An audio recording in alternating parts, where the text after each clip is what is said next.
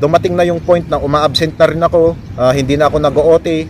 Sunod-sunod ng absent ko noon. Wala akong ginawa kundi magsugal. Ganon ang naging epekto ng sugal sa akin, mga idol. Talagang masama. I don't ever slow up, no I don't take shit. I got no love for the fakeness. If you wanna play tough and wanna hate this, I'll always show. Magandang araw sa inyong lahat, mga idol.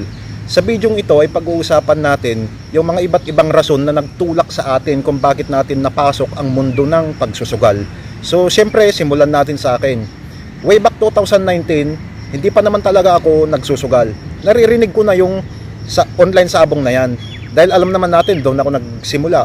Naririnig ko na yung online sabong na yon, pero hindi ko sineseryoso. Hanggang sa patapos na yung 2019, dumaan ako sa matinding problema, mga idol. Na-depress ako. Ang matindi nun, wala akong ibang kamag-anak dito sa Taiwan noon. Wala akong kapatid dito, wala akong mga kamag-anak dito, mga pinsan, wala. Ang meron lang ako noon, mga naging kaibigan ko dito, yung mga katrabaho ko at ang sarili ko lang. Wala akong ibang mapagsabihan ng problema ko dahil sabihin na natin na personal at hindi natin basta-basta pwedeng sabihin sa kung kanin-kanino.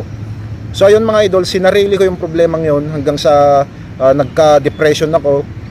Nagkataon naman na may nagpakilala sa akin ng online sabong na yan. Sinubukan ko, nanalo ng kapiraso, nanalo ng kaunti, hanggang sa dahan-dahan nagustuhan ko na yung online sabong na yan at yun ang ginawa kong way out. Yun ang ginawa kong way out para kahit papaano naman mabawasan yung nararamdaman ko dito sa loob ko. Pero hindi ko namalayan, dahan-dahan na pala akong nagiging addict. Dahan-dahan nauubos ako ng nauubos pero hindi ko namamalayan. Alam nyo naman yan, mga idol. Hanggang sa isang araw, nagising na lang ako sa katotohanan na ubos na pala ako. Naubos ko na yung perang pinaghirapan ko, yung naipon ko. Pagkatapos nagkaroon na ako ng mga utang dahil lang sa sugal na yan. Pero hindi pa rin ako tumigil. Sabihin na natin na addict pa ako noon. Hindi pa rin ako tumigil. Lahat ng sahod ko dyan pumupunta. Pagkasahod ko, sugal. Pagkasahod, bayad ng utang. Ganun lang nangyayari. Hanggang sa dumating na yung point na uma-absent na rin ako. Hindi na ako nag-OT. Sunod-sunod ng absent ko noon. Wala akong ginawa kundi magsugal. Ganon ang naging epekto ng sugal sa akin, mga idol. Talagang masama. Pati trabaho ko muntik ng madamay dahil dyan. Hanggang sa isang araw, dumating na ako sa suktulan na parang naisip ko na kung hindi ako titigil sa madilim na mundong ito ng sugal, masisira ako. Ayaw kong mangyari sa akin yung nangyari sa iba na may nagpapakamatay, na basta masama ang magiging epekto sa akin. Yun ang naisip ko nun. So sinubukan kong tumigil, nasa 2022 nun. Sinubukan kong tumigil pero mahirap. Dumaan talaga ako sa butas ng karayom, mga idol, para lang makatigil dyan sa sugal na yan. Dahil lang nangyayari, titigil ako, babalik ako, titigil ako, babalik ako, titigil ako, babalik ako. Sa tuwing natatalo ako, sinasabi ko sa sarili ko, titigil ako pero bumabalik na naman ako. So, ganon ang nangyayari sa akin, mga idol, at alam nyo yan. Kahit kayo siguro nararanasan nyo yan at nakikita ko sa mga comment section, halos ganon din nangyari sa inyo, na kapag natatalo kayo, sasabihin nyo, ayaw nyo na, babalik na naman kayo, hanggang sa matalo na naman kayo, ayaw nyo na ulit, hanggang sa babalik na naman kayo, magsusugal na naman kayo, paulit-ulit na ganon. Hanggang sa isang araw, nag-decide ako, ayaw ko na talaga, pinanindigan ko na yon. Nanindigan ako sa sarili ko na kung hindi ko titigilan ito ng tuluyan, kahit mahirap, masisira ako ng buong buo. So yun, tulad ng lagi kong sinasabi sa inyo, kalabanin yung sarili nyo at ganun nga ginawa ko. Kinalaban ko mismo, ang utak ko mismo. Kasi hihilain ka niyan, pabalik sa pagsusugal kung hindi mo makukontrol yung sarili mo. So ganun ang ginawa ko hanggang sa dahan-dahan nakatigil ako. Hanggang sa nawala na yung excitement sa utak ko para magsugal. Dahan-dahan, naibalik ko na yung tulog ko, nakakakain na ako ng maayos, nakakaipon na rin ng paunti-unti, nakakapundar na rin ng paunti-unti, hanggang sa bumalik na sa normal. At sana, mga idol, pagdating ng panahon, hindi tayo matuksong pasukin uli yung sugal na yan. Pero malamang sa malamang, hindi na siguro, kasi ayaw ko nang maranasan kung ano yung bangungot na dinanas ko sa sugal na yan. So ayun, yun ang naging karanasan ko sa sugal na yan, kung paano ko nagsimula, at yun ang nagtulak sa akin na pasukin ang pagsusugal na yan. nagkaroon ako ng problema, nagkaroon ako ng depression, at yun ang ginawa kong way out mga idol, yung sugal na yan. So kayo mga idol, ano ba yung iba't ibang dahilan, iba't ibang rason na nagtulak sa inyo para magsugal? Siguro yung iba sa inyo gusto lang maglibang at ang ginawang libangan ay yung sugal. Pero ang nangyari, yung sugal ang naglibang sa inyo, kinuha lang yung mga pera nyo. Yung iba naman sa inyo gusto siguro magkapera lang sa sugal, pero ang nangyari, kayo yung nakuhanan, kayo yung pinagkaperahan.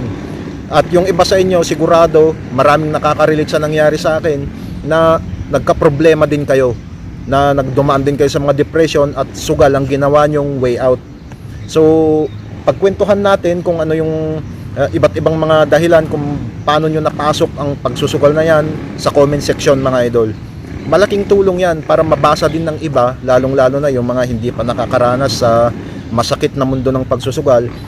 Malaking tulong yan sa kanila na malaman nila kung ano yung mga dahilan na maaring magtulak sa kanila na mapasok ang mundo ng pagsusugal, para makaiwas na sila ng maaga pa, at para malaman din nila kung ano yung mga naging epekto sa atin ng sugal na yan, para makapag-isip-isip na sila habang maaga pa at umiwas na sila sa sugal na yan.